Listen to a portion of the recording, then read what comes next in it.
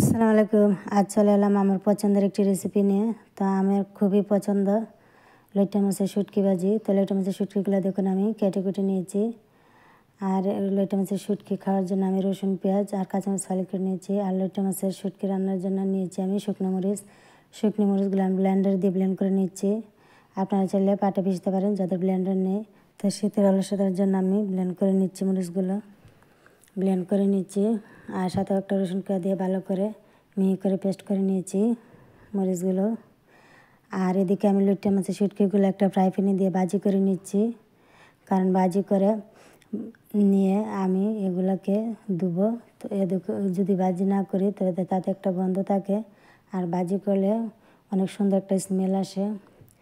তো ভাজি করে নিয়েছি ভালো করে। তো চাইলে এখনই খাওয়া যাবে। তো আমি আবার পানি দিয়ে দিলাম। পানিটা বলক এসে গেছে। এই পানিটা বলক আসাতে গরম পানি বলক আসাতে লইট্টা মাছের শুটকিগুলো ভালো করে পরিষ্কার করে ধোয়া যাবে, আর তাতে কোনো গন্ধও থাকবে না, আর ভাজার ফলে তাতে একটা সেন্টও আছে। এখন আমি একটা ছাঁকনিতে ঢেলে নিয়েছি। দেখুন গরম গরম ধোয়া উঠতেছে। এখন ঠান্ডা পানি দিয়ে 2-3 বার করে ভালো করে পরিষ্কার করে ধুয়ে নেব। তো এতে বালি টালি কোনো কিছু থাকলে সব রকম ময়লা টয়লা বের হয়ে গেছে। দেখুন ভাজি করা শুটকিগুলো গরম পানি দিয়ে ধুয়ে নিয়েছি। খুবই অসাধারণ হয়েছে, পরিষ্কার।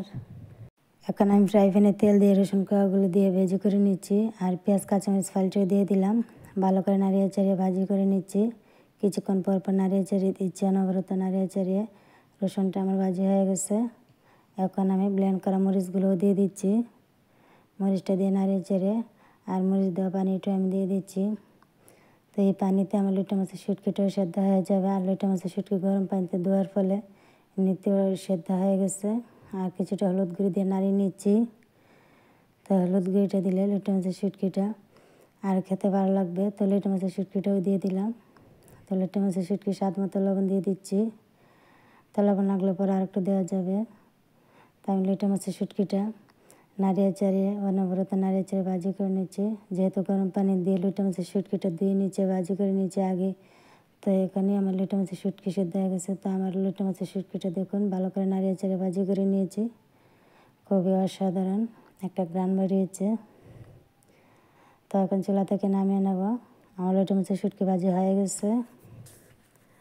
তা আমার মতন কোন কোন আপু ভাইয়েরা লইট্টা মাছের শুটকি ভাজি পছন্দ করেন অবশ্যই কমেন্টে জানাবেন। তো আমার কাছে কিন্তু লইট্টা মাছের শুটকিটা খুবই পছন্দের একটা রেসিপি। আর শুটকি ভাজিটা আমি একটা প্লেটে নিয়ে নিচ্ছি খাওয়ার জন্য। দেখুন লইট্টা মাছের শুটকি ভাজি দেখতে যেমন সুন্দর, খেতে অসাধারণ টেস্ট হয়েছে। তো আমার এক আপা বলতেছে ওনার হাজব্যান্ড নাকি ভাত খায় নাই, তো ওনার হাজব্যান্ডকে ভাত দিলাম খাওয়ার জন্য। তো উনি খেয়ে ঘরে গিয়ে বললো আজকে আমার ওই লইট্টা মাছের শুটকি দিয়ে এত বেশি ভাত খাইছে। উনি নাকি কোনোদিন মাংসের তরকারি দিয়ে এত বেশি ভাত খাইতে পারেন নাই। খুবই অসাধারণ হয়েছে লইট্টা মাছের শুটকিটা। উনি নাকি বলছে মাংসের তরকারি চাইতে আমার শুটকি ভাজিটা অনেক বেশি ভালো হয়েছে। আসলে সত্যি অসাধারণ টেস্ট হয়েছিল এই লইট্টা মাছের শুটকি ভাজিটা। তা আমার পছন্দ বলে বলতেছি না, আসলে অনেক স্বাদ হয়েছে। তো আজ এ পর্যন্তই, সবাই ভালো থাকবেন।